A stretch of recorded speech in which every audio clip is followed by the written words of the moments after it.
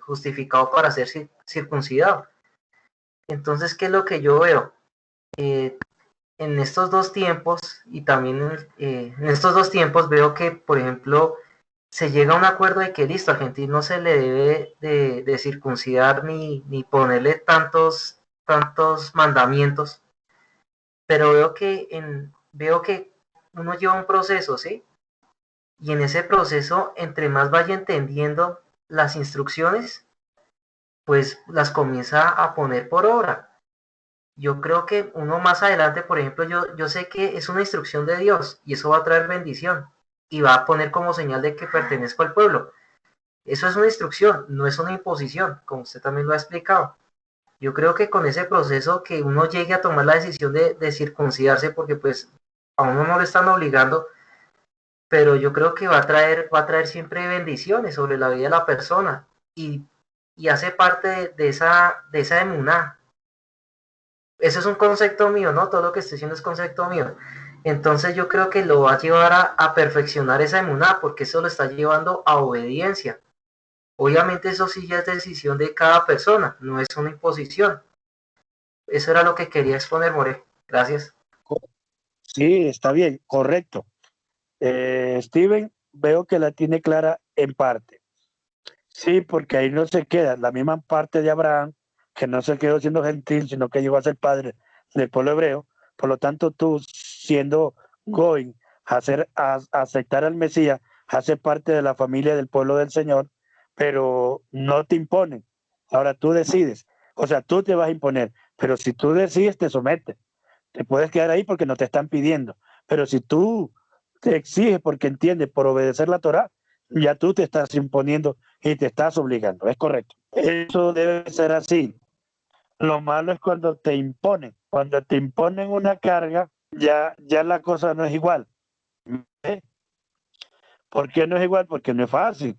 Como dicen, al caballo lo obligamos a llegar al río, pero no lo obligamos a tomar agua. Y eso es verdad. O sea, Hashem no está con la obligación, está en la exposición. Gracias, Steven.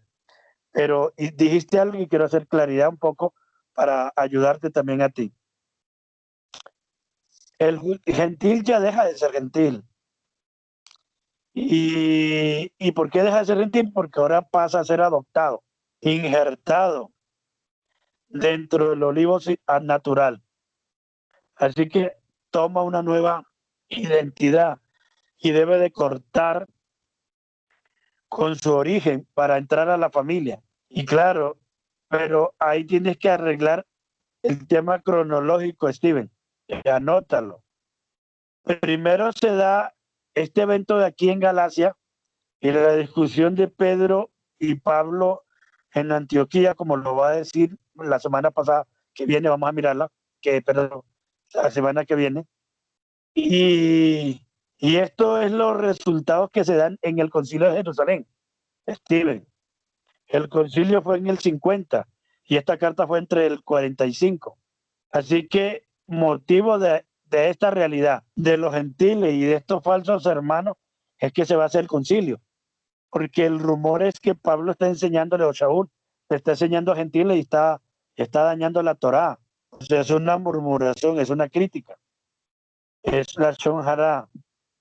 Y entonces los discípulos, los que están en Jerusalén, hacen el concilio en el Beit Din y van a determinar, a decidir qué norma, o sea, van a aceptar a los gentiles y le colocan 4 mandamientos orales para que ellos se mantengan ahí.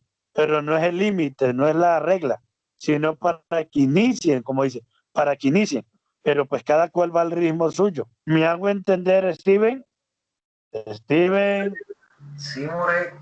Sí, de hecho, pues me gustó esa palabra. Cada uno va como al ritmo, va a un ritmo diferente, ¿no? Hay unos que van más adelantados, otros que están empezando y como que apenas, así como nos está pasando a nosotros, vamos cogiendo de poquito a poquito, pero a medida que va uno entendiendo, ahí es cuando comienzo a tomar las decisiones radicales. Uno comienza, uy, no, pero si Dios dice esto, pero ya cuando le pone sentido común a lo que Dios manda, entonces uno ve que eso es una realidad y que eso le puede traer bendición en vez de algo malo. Eso es lo que yo veo.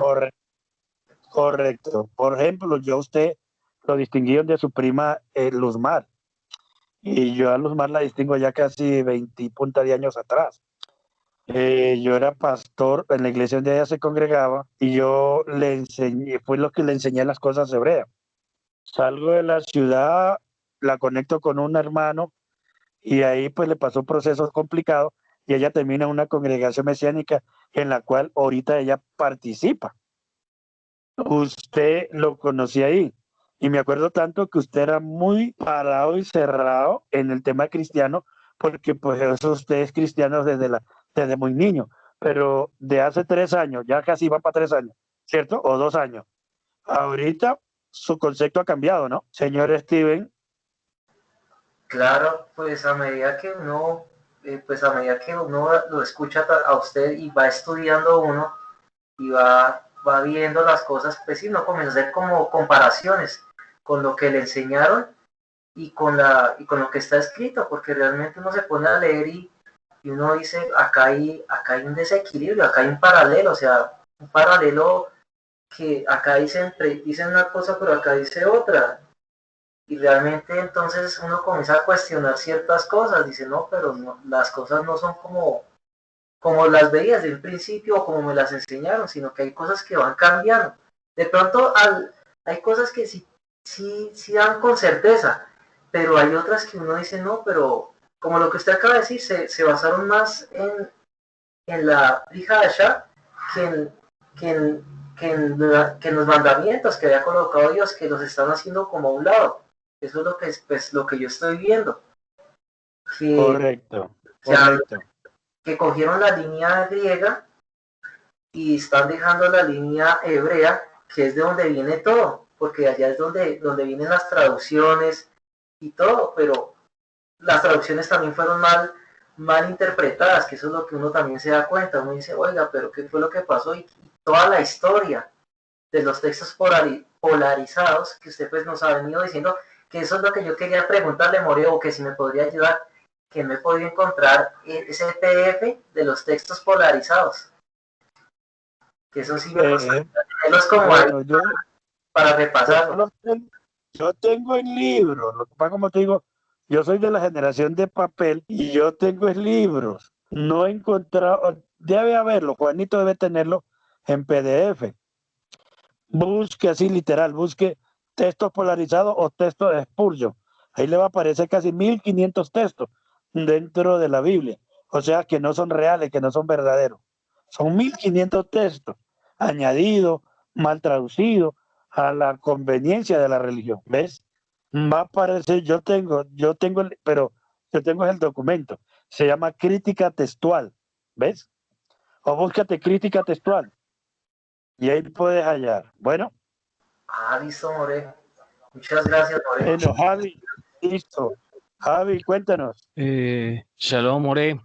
Buenas noches a todos. No, Eh, Muy interesante lo que decía Steven, y muy interesante lo que Pablo hace, ¿no?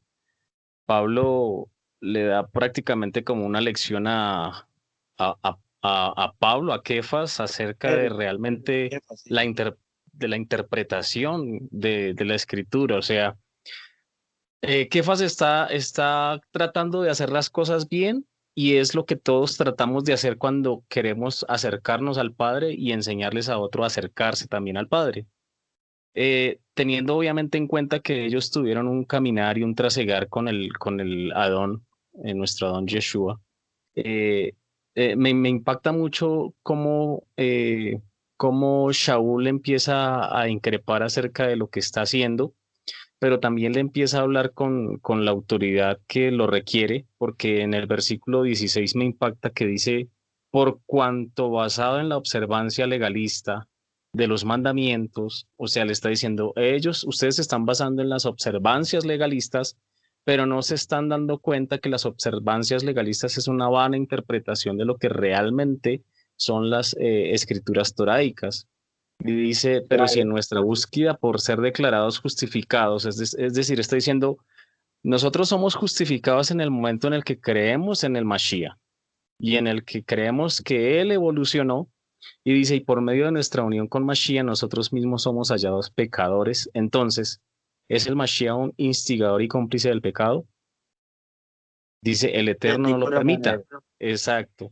Y dice, en verdad, si yo reedifico otra vez la esclavitud legalista que ya destruí, realmente me estoy haciendo transgresor. Es decir, lo que tú estabas explicándonos ahorita y me parece muy interesante y muy emocionante, porque tú no puedes destruir algo para edificar algo nuevo y volver a destruir lo que ya habías hecho nuevo para ver nuevamente en ruinas las cosas que ya habías dejado atrás. Me parece muy interesante y muy emocionante porque él está diciendo, o sea, no podemos estar muriendo al legalismo y otra vez volver a recordarlo siendo legalistas.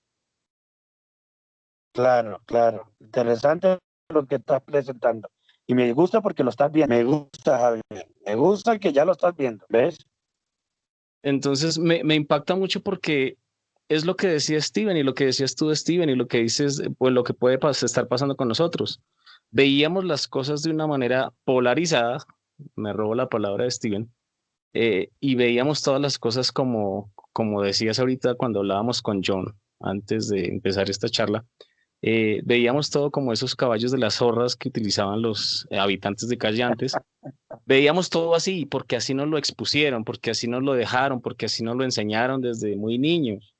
Y creíamos que esa era la única forma en la que se podía llegar a una verdad, llegar a a una transformación de nuestro ser, a una transformación de nuestra posibilidad de estar cada vez más cerca al propósito y a la voluntad del Padre. Entonces, me parece muy interesante la forma en la que lo expone Shaul y pues no, súper interesante este capítulo, esta enseñanza de hoy, More.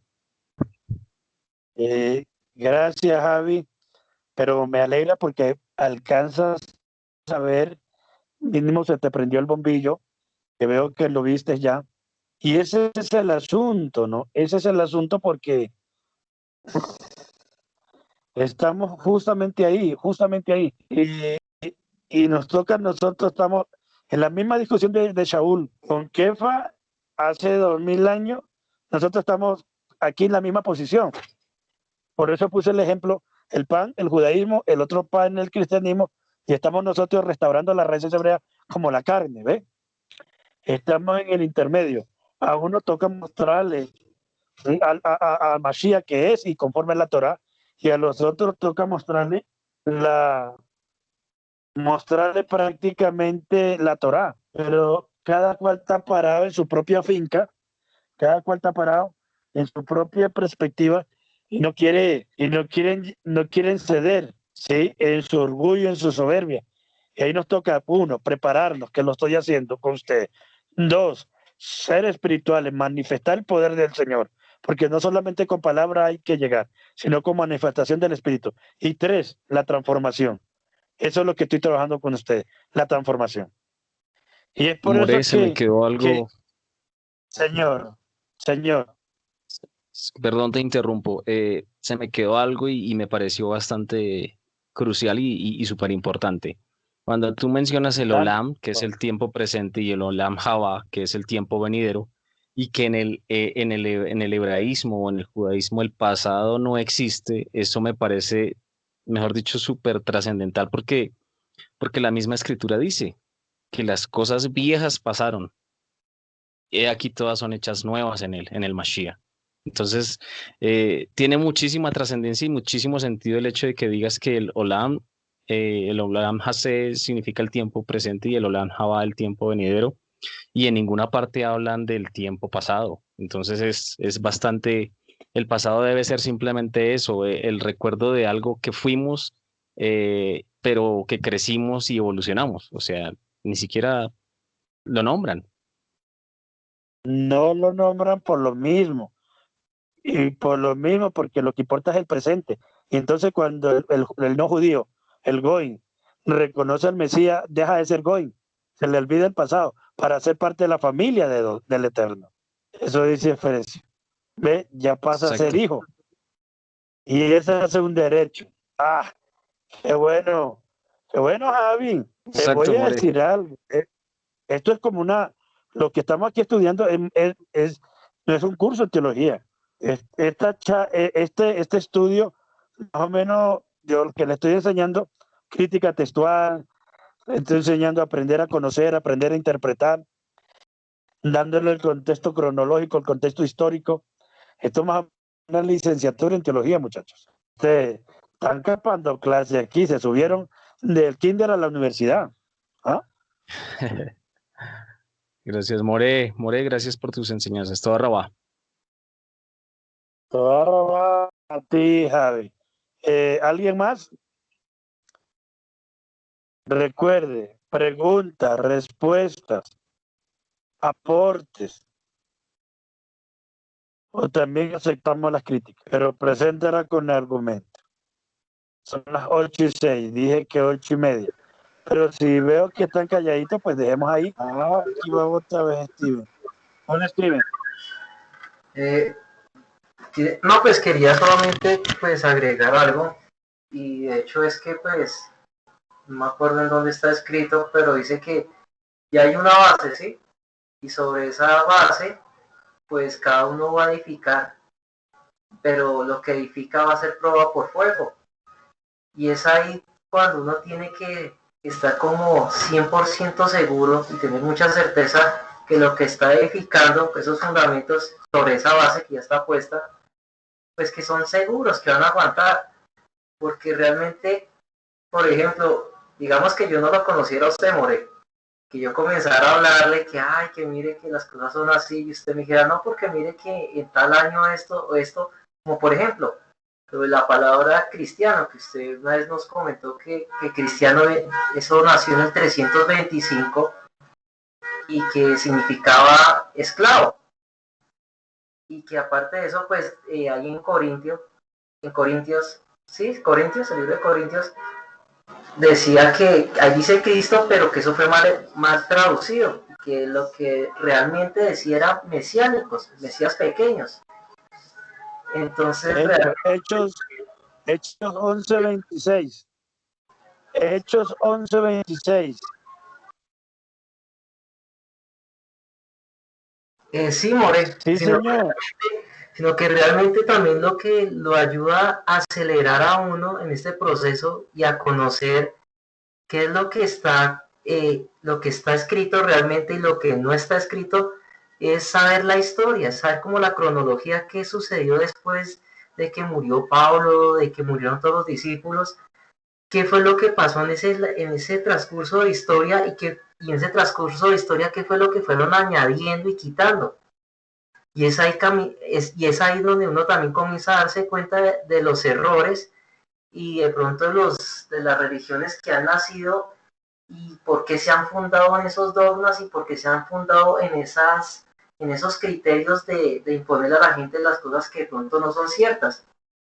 Entonces es algo muy bueno pues comenzar a conocer la historia que usted también que nos ha hecho el favor de compartir la historia y de que como que se nos abra más los ojos. Porque pues sí, uno puede leer la Biblia, pero si la Biblia está mal traducida, pues seguimos ahí en ese mismo error. Y eso es lo que de pronto me ha pasado a mí, que eso pues lo comento. Que uno se fija en la Biblia y uno dice, no, pero es que acá dice, pero realmente hay que conocer mucha historia para poder tener muchas bases sólidas y justificar y acercarse a la verdad. Bueno, eso es lo que quería comentar, More, porque es que ya le estoy dando como mucho rodeo a esto. No, bien, bien. Sí, esas son herramientas para entender cosas. Correcto. ¿Alguien más? Hola, Andresito. Shalom, More. Claro. En una de estas enseñanzas de Gálatas, usted decía que la idea principal que transmite Shaul es la unión en Mashiach y la circuncisión del corazón. Y usted decía que aquel que fuese circunciso de su corazón era como un salto de Nefesh a Ejida, que era como abordar un ascensor. Pero yo le pregunté por interno que si realmente había tal ascensor o simplemente era un complementario de lo que usted estaba diciendo. Es decir, era más como un, como un ejemplo, algo más, a hacer algo más vivido. Es decir, si existe ese ascensor de Nefesh a Yehida o se debe vivir como tal la escalera de rectificación. Bueno, sí existe ese pasadizo, existe. Pero el problema es que en la mente del hombre lo que queda es lo que se vive y no se acepta desde el ascenso, ¿ves? Porque lo vivido es lo que se registra. Así la psicología y así el estudio de la mente demuestra que se vuelve un surco. Pero existe, si hay una teshuva genuina, verdadera, en el corazón, inmediatamente te, llegas a Yehidá, a la unidad con el Padre de una. Y Es si te decir, que hay una mantienes ahí, Teshuvah en todo o sea, que hay Teshuvah por partes y hay una completa, por llamarlo de esa manera. sí, sí, mira que si tú te das Porque pues cuenta, hay eso yo gente recuerdo que lo habíamos discutido una vez que decíamos que la Teshuvah estaba compuesta de clipots, ¿no? Es decir, que el núcleo de correcto, eso, sí, al que accede al núcleo de la Teshuvah genuina, alcanza Yehida. correcto, sí, señor, ya llegaste al punto. Y yo lo he puesto aquí muchas veces. Y esa persona que llega a esa teshuva genuina y directamente llega a la yejidá y hay una transformación y una manifestación. Permanecer en esa manifestación y evidenciar esa transformación es lo complejo, ¿ves? Es lo complejo. ¿Y por qué es complejo? Porque justamente si lo logras de esa manera, o sea, y permaneces, hay dos cosas. Viene el orgullo espiritual, que te creas que eres el superdotado, o te mantenga en la humildad, que es el eterno que lo está haciendo y solo eres un instrumento, que es el caso de Yeshua. ¿Ves? Pero los que lo logran de esa manera sí, y lo han logrado, se han desviado porque se han llenado de orgullo y de soberbia. Algunos lo han corregido, otros no. ¿Y sabe quién lo logró Es así decir, de que esa manera? es decir, que de cierta Señor, manera es mejor vivir el proceso de cada fase de cambio. Es decir, Ruach, Neshama, es mejor vivirlo así para que cuando se llegue ahí no se padezca del orgullo espiritual. eh, yo diría que sí, porque cuando tú pones tu pie firme y sabes dónde pisas, de ahí no te quita nadie. Lo vivido, lo bailado, nadie te lo quita. ¿Y quién llegó a ese ascenso así? Shaul. El rabí Shaul llegó a ese ascenso y por eso dice que él se vanagloriaba de toda la revelación que tenía. Él llegó a ese ascenso, pero él llegó a tener soberbia y orgullo, que fue el aguijón que le pusieron en la carne. Pero él pudo también corregir eso, también pudo cambiar esa condición. ¿Ves? Él dice, ¿acaso me gloriaré, dice Pablo, tolerame un poco de locura. Cuando dice, ahí dice que está lleno de soberbia, orgullo. Yo recomiendo que mejore el paso a paso, porque el paso a paso, y la escritura mismo dice que debemos Porque caminar el al orgullo es paso de más los difícil niños de y de las corregir. hembras. Sí, señor, sí, señor. O sea, es un laberinto que muchos entran y no salen. Y pocos son los que salen de ese laberinto. El orgullo es un laberinto. Sí, señor. Gracias, señor Andresito. ¿Algo más? Correcto. ¿Alguien más? Bueno, entonces dejemos ahí cualquier pregunta, cualquier inquietud por el interno.